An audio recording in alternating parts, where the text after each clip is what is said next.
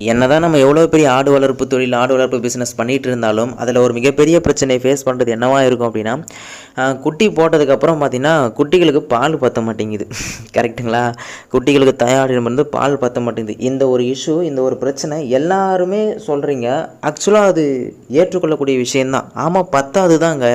ஏன் அப்படின்னா, நம்ம வச்சுருக்கிறது எல்லாமே, நம்ம சைடில் இருக்கிறது எல்லாமே சேலம் கருப்பு தான் மோஸ்ட்டாக நம்ம வச்சுருப்போம். சேலம் கருப்பு டிஃபால்ட்டாகவே அதுக்கு வந்துட்டு இயல்பாகவே அதுக்கு பால் உற்பத்தி திறன் கொஞ்சம் கம்மி தான் சேலம் கருப்பு ஆட்டுகளுக்கு.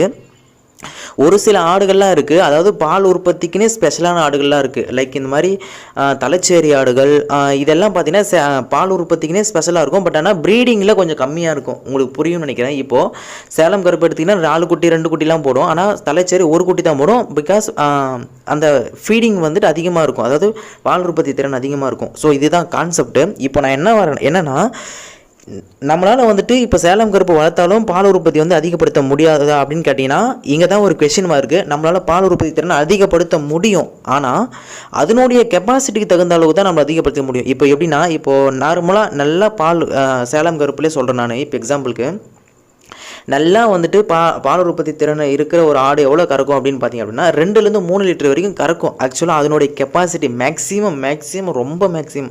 சரி, ஓகே, மினிமமே எடுத்துக்கலாம். ஒரு 2 லிட்டர் கறக்குன்னு வச்சுக்கோங்களேன். ஆனால் 2 லிட்டர் நம்மகிட்ட இருக்கிற சேலம் கருப்பு கறக்குதான்னு கேட்டிங்கன்னா அங்கே ஒரு கொஷின் மார்க் தான். கண்டிப்பாக இல்லை, கறக்காது. ஏன் அப்படின்னா, நம்ம கொடுக்கக்கூடிய டயட் பிளானு நம்மளை சுற்றி இருக்கிற இந்த அதாவது இந்த கிளைமேட் சேஞ்சிங் தான் இதுக்கு காரணம்.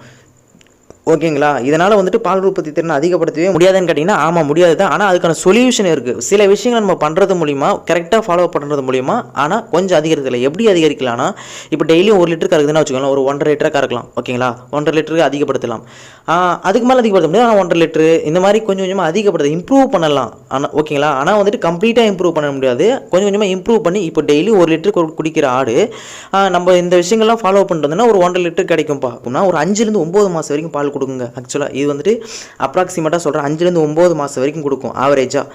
நம்ம மினிமம் எடுத்துக்கலாம், மேக்ஸிமம் 9 மாதம் தான் தேவை நம்மளுக்கு. ஆனால் நமக்கு தேவைன்னு பார்த்தீங்கன்னா, நம்மளுடைய டயட் பிளான் நம்ம சொல்லிக்கிட்டு இருக்கிறது தேவைன்னு பார்த்தீங்கன்னா 75 நாள் மட்டும் இருந்தால் போதும். அதாவது 5 மாதம் நான் எடுத்துக்கிறேன் வச்சுக்கோங்களேன். 5 மாதத்துக்கு மட்டும் நம்ம பால் உற்பத்தி திறன் இருந்தால் போதும். ஏன்னா நம்ம அதுக்கு அடுத்த 6வது மாதம் நம்ம அடுத்த ப்ரீடு ஸ்டார்ட் ஆகிடுது இல்லைங்களா, அடுத்த பேட்ச்சு.